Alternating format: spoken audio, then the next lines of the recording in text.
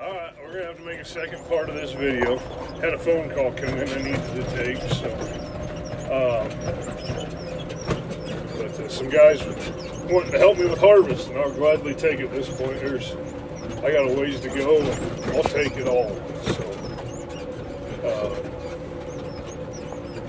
no, that's it. We'll do a video on the calves one night. I started feeding that Feed Max baleage we made this summer. I have never got it tested, but man, it smells good. It did ferment pretty well. It was a little dry. I was concerned about that. But it's pretty good feed. The calves sure like it. So picked out a handful of replacement heifers. So some night or morning we'll go through that, talk about that, show you what I did, why I did it, what we're thinking there.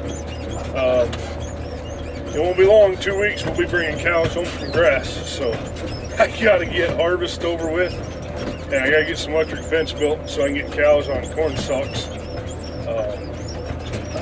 So that is my biggest about the cows. I probably should make another video, but we're gonna keep talking on this one because it makes me in a better mood from being bounced around this rough field. Anyway,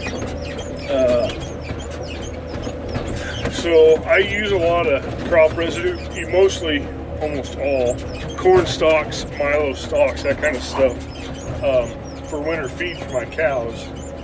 And because I can do it for about, by the time I rent the stalks, either pay for water or haul water or, build the fence, figure my time there, my materials, that kind of stuff. I can do it for about 60 cents a head a day, feed my cows. And I'm a believer the only way I can make my cows work and make money is I gotta feed them as cheap as I can. And I'm not meaning starve them or short them. But by using the corn stalks as your main source, I mean, there's some corn out there. They'll eat the husks and the leaves, and they're not going to eat a lot of the actual stalk. But by using that as your main filler, fiber, whatever you want to call it, you can supplement them with protein and stuff for another 10 or 15 cents a head a day. So it's way cheaper than feeding hay. It's not even close. The biggest trouble I run into now is water. It used to be no big deal. 30, 45, 50 cows, I can haul 1,000 gallons of water a day and keep up just fine. 30 cows, you can do it every other day most times. Or, twice in 3 days or something like that. The problem is now with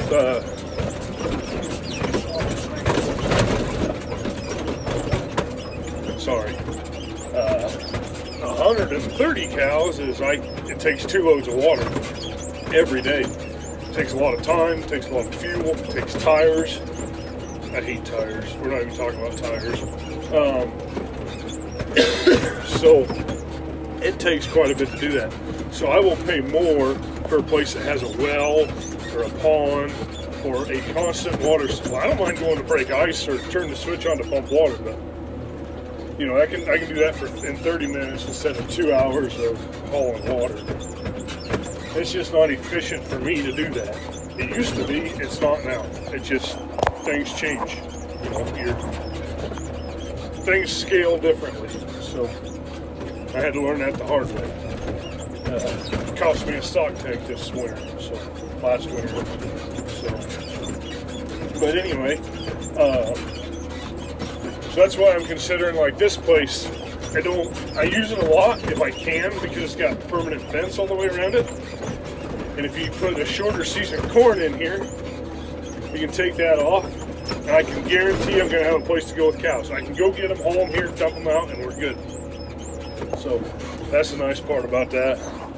God dang. How about that? There we go. That's not so bad. You can kind of see the drill. See if my arm will hold me up there. So there's a neighbor over here. There's a homestead. You can't see it because of the sun. Well, I'm going the other way maybe. And I need to approach them. My plan is to ask them about water. What I'd like to do is put in a water line, tap into theirs, and put an automatic waterer or a hydrant or something over here in this corner, and give them, say, $200 a year when I use the water, or $200 a year if I don't use it. I mean, it's still cheaper than hauling water. So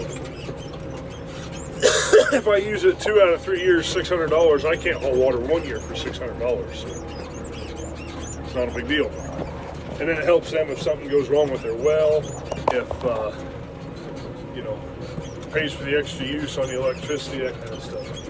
So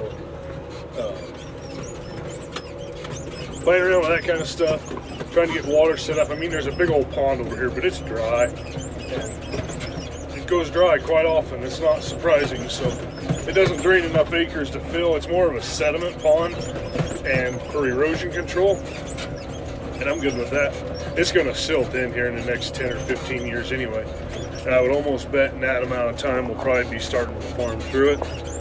You know, you're not going to do it right away. You lose the tractor. So that's the goal there. So this part of this field is pretty steep, pretty rough. Kind of like western Iowa, except not as long a hills.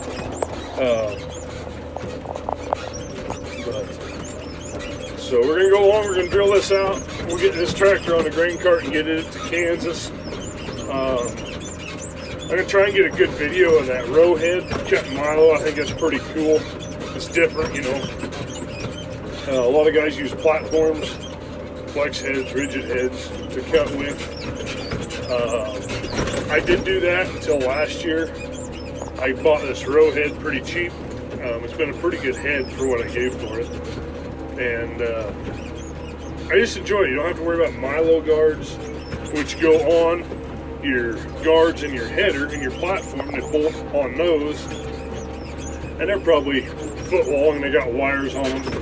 And the idea is if you cut a head off and it falls forward, they'll catch it and it'll come back into the header. This thing, you don't have to have those. It works excellent if you got a spotted down Milo. You can put them snoots on the ground and pick out Milo and stuff with that. It's also, a lot of guys used to use them for soybeans before flex heads got refined to where they are. And guys down in Kansas and North Dakota, they'll use them for sunflowers and stuff too. So I saw a video on YouTube even, a guy using one to harvest wheat. That was kind of interesting. So, alright, well, I got 2 videos to upload. We'll get some more today, hopefully a cut in Milo or then tomorrow. And we'll get us a calf video hopefully this weekend. And we'll try to do a better job. It's been a while, but things have been crazy. Like I said, with that fire and stuff, and trying to drill and plant, harvest, and check cows, and feed calves. I got my plate full right now. Oh, that was a good one. I about lost the phone there. So, and that's without my job of selling seed that I got to do too. So, but that's okay. That's how we make the ends meet at Montgomery Land and Cattle. So, all right, we'll talk to you later.